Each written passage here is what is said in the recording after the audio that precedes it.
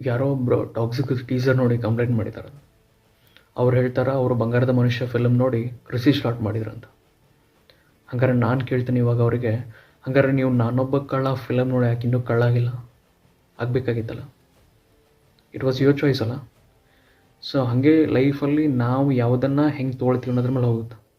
ಇವಾಗ ನೀವು ಹಂಗೆ ನೋಡೋಕೆ ಹೋದರೆ ಟಾಕ್ಸಿಕ್ಕಿಂತ 10 ಟೈಮ್ಸ್ ವಲ್ಗ್ಯಾರಿಟಿ ನಿಮ್ಗೆ ಇವಾಗ ಸೋಷಿಯಲ್ ಮೀಡಿಯಾ ಪ್ಲ್ಯಾಟ್ಫಾರ್ಮ್ಸ್ ಒಳಗೆ ಕಾಣಿಸ್ತೈತೆ. ಸೋಷಿಯಲ್ ಮೀಡಿಯಾ ಆ್ಯಪ್ಸ್ ಒಳಗೆ ನಿಮಗೆಲ್ಲ ಬರ್ತೈತೆ. ಅಲ್ಲಿ 5 ವರ್ಷದಿಂದ 70 ವರ್ಷದ ಜನ ಕೂಡ ಅಲ್ಲಿ ಇದ್ದೇ ಇರ್ತಾರೆ. ಎಲ್ಲರೂ ಕೂಡ ಸ್ಕ್ರಾಲ್ ಮಾಡ್ತಾರೆ, ಎಲ್ಲರೂ ನೋಡ್ತಾರೆ. ಅಲ್ಲಿ ಡ್ರಿಂಕ್ಸದ್ದು ಪ್ರಮೋಷನ್ಸ್ ಇರ್ತಾವೆ, ವಲ್ಗ್ಯಾರಿಟಿ ಪ್ರಮೋಟ್ ಮಾಡುವಂಥ ಕಂಟೆಂಟ್ ಇರ್ತೈತಿ, ಎಲ್ಲ ಇರ್ತೈತಿ. ಹಂಗಾರೆ ನಿಮ್ದು ವೈಸ್ ರೈಸ್ ಆ ವಿಷಯದೊಳಗೆ ಯಾಕೆ ಮಾಡೋಂಗಿಲ್ಲ? ನೀವು ಮಾಡಬೇಕಲ್ಲ. ಆಮೇಲೆ ನಾವು ಪ್ರತಿಯೊಂದು ಸಿನಿಮಾದಿಂದನೂ ಏನೋ ಒಂದು ಮೆಸೇಜ್ನ ಎಕ್ಸ್ಪೆಕ್ಟ್ ಮಾಡ್ತಿದ್ದೀವಿ ಅನ್ನೋದನ್ನು ತೆಗೆದು ಹಾಕ್ಬಿಡ್ಬೇಕು. ಫಿಲಮ್ನ ಫಿಲಮ್ ಥರ ನೋಡಬೇಕು, ಎಂಟರ್ಟೈನ್ಮೆಂಟ್ ಥರನೇ ನೋಡಬೇಕು.